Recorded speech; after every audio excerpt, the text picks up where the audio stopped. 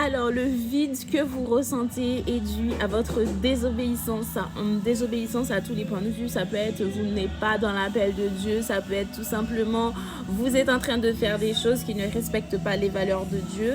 Et sincèrement, en fait, vous n'allez pas forcément comprendre pourquoi vous avez un vide tant que ce que vous êtes en train de faire, vous êtes en train en fait de combler un vide éphémère. C'est-à-dire que, imaginons, vous êtes beaucoup dans la voilà, de ce qui ne doit pas être.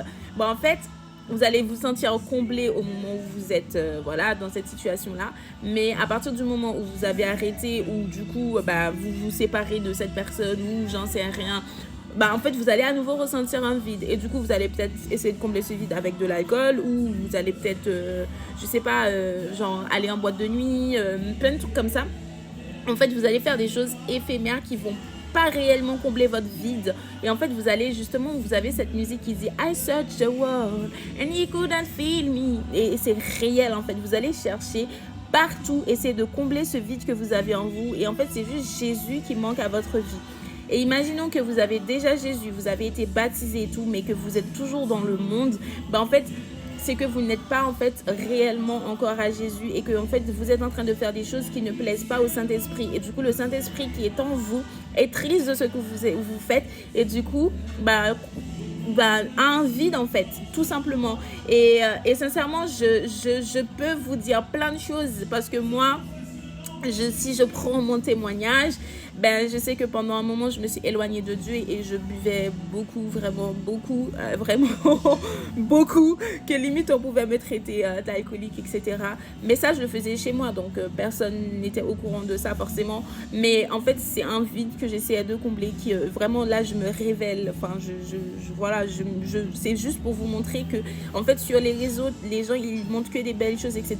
Mais ils montrent pas la difficulté de ce que les gens ils sont en train de vivre, de vraiment les combats que nous vivons, mais que personne n'ose en parler. Et en fait, vu que personne n'ose en parler, tout le monde continue de vivre les mêmes combats. En fait, cette solitude que vous avez, cette tristesse que vous avez, c'est tout simplement parce que vous n'avez pas encore accepté Jésus, parce que tout simplement, vous n'avez pas encore pris vraiment Jésus au sérieux, et que vraiment, en fait, Dieu est votre libérateur. Et vraiment, vraiment, si aujourd'hui vous sentez que quoi que vous fassiez, vous avez toujours ce vide en vous, et que même si vous êtes retourné à Jésus, là je peux du coup vous témoigner, là même si je suis retournée à Jésus, etc., j'ai arrêté tous ces trucs là, alcool, tout ça.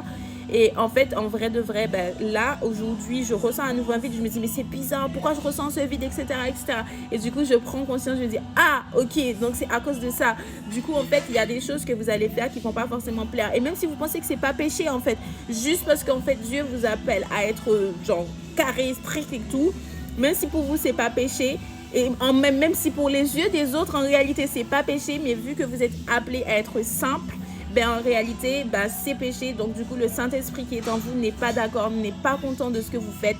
Donc il y a des choses que les autres peuvent faire et que vous ne pourrez pas faire, tout simplement parce que vous n'avez pas cette vie là. En fait, chaque personne a sa vie et tout. Donc s'il y a des choses que vous voyez que les autres font, ils sont contents, ils ont rien, en fait vous pouvez pas faire les mêmes choses que les autres, parce que tout simplement vous n'êtes pas appelé à être comme les autres.